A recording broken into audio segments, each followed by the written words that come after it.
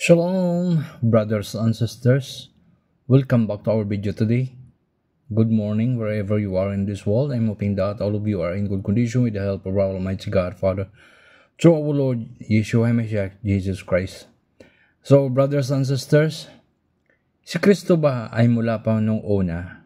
Na-prophesize ba siya na magiging tao siya? Yes, of course. Mababasa natin sa Matthew chapter 1 verse 18 to 25. Ano bang sinasabi dito?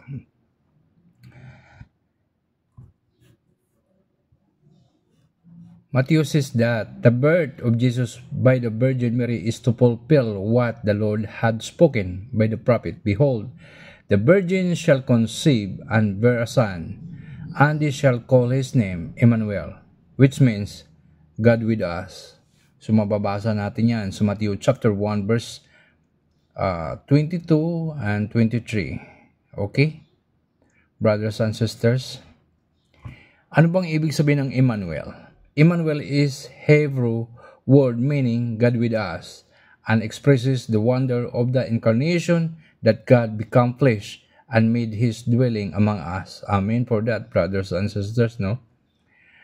Ang ibig sabihin pala niyan, ang Diyos ay magiging isang tao at mamuhay kasama natin. So that is the power of our God Father, no? That He can do everything. Walang limitation dahil siya ang Diyos. Lahat ay kaya niyang gawin kung ano man ang gusto niya. Kung ang Diyos ninyo ay may limitasyon at hindi kayang gawin kung anumang bagay, ibig sabihin, hindi siya tunay ng Diyos. Ang Diyos namin sa Biblia, lahat ng kagustuhan niya, ang gusto niya ay kaya niyang gawin. So, nagiging tao ang Panginoon, ang ating Diyos, no? So, that's why, sinasabi din yan doon sa Isaiah chapter 7 verse 14, therefore the Lord Himself will give you a sign. Ano yon? Di ba? Ang Diyos mismo sa sarili niya ay magbibigay ng sign sa atin. Ano yan? Mababasa din natin yan sa Isaiah chapter 9 verse 6 hanggang 7. Ano bang sinasabi dito? In Isaiah chapter 9 verse 6 and 7. For unto us a child is born, unto us a son is given, and the government shall be upon his shoulder, and his name shall be called Wonderful, Counselor, the Mighty God, the Everlasting Father, the Prince of Peace. Who is that, brothers and sisters? That is the Lord Jesus Christ, no? So, in verse 7, of the increase of his government and peace there shall be not end upon the throne of David and upon his kingdom, to order it and to establish it with judgment and with justice from henceforth, even forever. The seal of the Lord of hosts will perform this. So, sino ang nagtupad ng ganyang propesya? Kanino nangyari? May mga propeta ba na tumupad ng propesya ni Isaias sa Old Testament? Wala nang iba pa, kundi yan ay si Jesucristo, Yeshua HaMashiach, the Lord, our God, no?